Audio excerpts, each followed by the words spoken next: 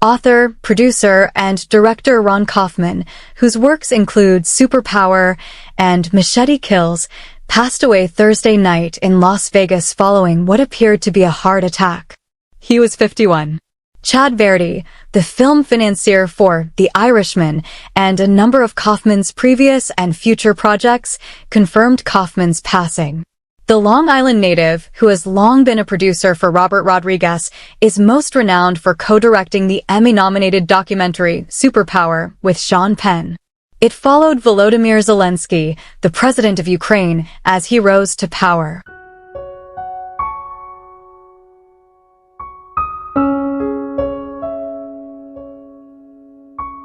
Kaufman had been on the ground in Ukraine in February 2022 when the ongoing conflict with Russia began, but Penn ended up serving as the face of the 2023 documentary.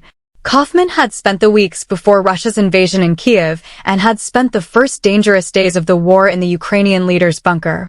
Zelensky would be interviewed for the documentary by Penn, who would come later. Kaufman didn't originally intend to direct a war film with Superpower. Rather, the movie was supposed to follow Zelensky's peculiar journey from well-known comic to his position on the international scene. Following his victory in the 2019 Ukrainian presidential election, Kaufman described Superpower as an opportunity to see what this guy was all about, to follow a path and see what the truth is during the 2023 Berlin Film Festival. And I found that to be really refreshing. It was euphoric. Kaufman focused on the Jehovah's Witnesses in 2021 for the controversial Vice Studios documentary series, Crusaders, which exposed widespread injustices inside the organization. The director was a Jehovah's Witness growing up.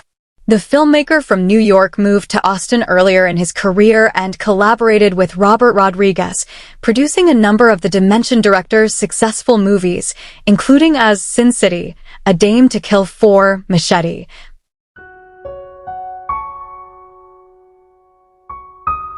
and Machete Kills. Additionally, he wrote, directed, and produced the 2016 thriller, Urge, which was distributed by Lionsgate and starred Pierce Brosnan. Kaufman had a number of projects underway at the time of his passing, including several movies set in Ukraine and a documentary detailing the life and groundbreaking career of Hawaiian great Don Ho. He kept going back there. Kaufman recently agreed to serve as a producer on the documentary, The Jet, directed by Jennifer Teixeira and chronicling the life of renowned kickboxer Benny, the Jet Urquidez. Kaufman worked on. According to Variety on Tuesday, John Amos, the star of Good Times, Roots, and other films, passed away in Los Angeles on August 21st from natural causes. He was 84.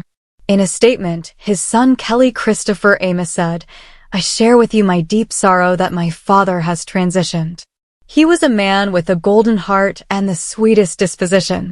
And he was adored everywhere. He is regarded by many fans as their TV father. He had a happy life." His exceptional acting performances in movies and television will continue to carry on his legacy. "My dad enjoyed his job as an actor all of his life. He most recently portrayed himself in Suits LA and our documentary, America's Dad, which chronicled his career as an actor. He was my hero, my dad, and my greatest friend. We appreciate your prayers and help at this difficult time." Amos, who was born in Newark, New Jersey, on December 27, 1939, began his acting career in 1970 when he was cast as Weatherman Gordy Howard on The Mary Tyler Moore Show. He then contributed his comedic skills to CBS's Good Times, a spin-off of All in the Family, and Maude, where he portrayed James Evans Sr. in 1974. History was made by the Norman Lear program as the first television program that tracks a two-parent, African-American family. The role of the dedicated and industrious father figure struck a chord with viewers. However, Amos was unhappy with the show's direction and how his character's son, James J.J. Evans Jr., was portrayed after 3 seasons.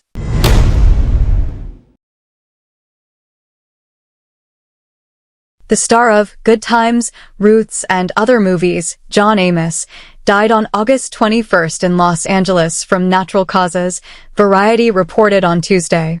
He was 84 years old. On September 5, 2024, Ronald W. Smith, 79, of Harmar, died in Harmar Village. His parents, the late Raymond and Rose Neatby Smith, welcomed him into the world on May 2, 1945. Before retiring, Mr. Smith worked for many years as an insurance salesman.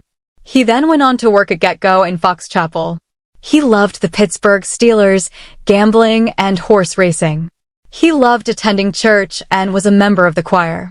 His nieces Dawn Furman of West Virginia, Linda Crayson of Chesapeake, Ronald Furman of Butler, Crystal Burrows of Ross Township, T.J. Burrows of Ross Township, Ramos Smith, and Cheyenne Martinez, a great-niece, are among those who survive him. In addition to his parents, Ron's brother Raymond Smith Jr., nephew Billy Furman, and sister Rosemary, Sissy, Burrows all passed away before him.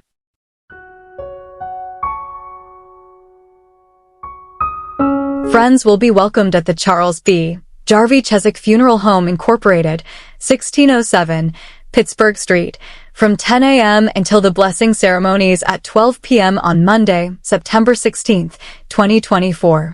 Burial will take place at St. Augustine Cemetery. Shaler. The news is very devastating. Right now, my family and friends are in my prayers and thoughts. We were more like buddies when we were teenagers, despite the fact that I am a cousin. We sang along to every song while taking lengthy walks with our transistors, tiny radios, booming in our hands. From other occasions, we bought Pepsi and Wise potato chips from Brogan's or just sat by the river and spoke.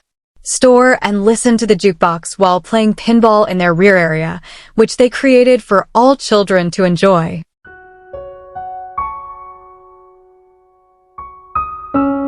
Even though it was a more simpler period of our lives, I still have a lot of memories from it.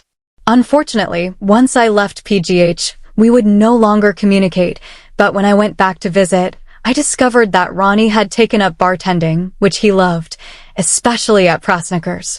Ronnie loved interacting with people. He could always make people grin when he spoke to them. He was nice, amusing, and considerate. He has a kind heart. 'Cause you're adored and will be missed terribly. Death leaves a heartache that no one can heal. Love leaves memories that no one can steal. Our family is deeply saddened to report that Ronald Smith, age 83, passed away at the Maison McCulloch Hospice in Sudbury on October 10, 2024. Born in Beauchastel, Quebec on March 2, 1941, Ron grew up in Malartic, Quebec, before relocating to Chelmsford when he was 17. He is the son of Alfred Smith and the late Marguerite Valliere. Coach Arthur Bucky Mon, who oversaw the wrestling program at North Dakota State University for 47 seasons between 1964 and 2011, died Tuesday night at the age of 83. He is inducted into the National Wrestling Hall of Fame. In addition to placing 6th nationally, Mon's Bison teams won 4 NCAA Division II national titles in 1988, 1998, 2000, and 2001. He had 19 wrestlers compete in the Division I championships, including 6th-place winners, and coached 21 wrestlers to 30 NCAA Division II national titles during NDSU's Division II tenure.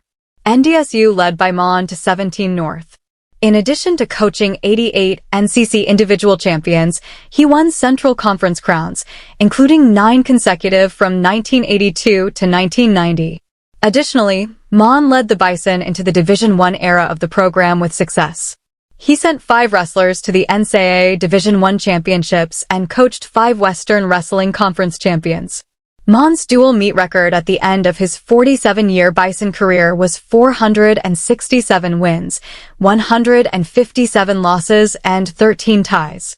In the 1984-85, 1991-92, and 2003-04 seasons, he guided NDSU to 3 consecutive perfect seasons.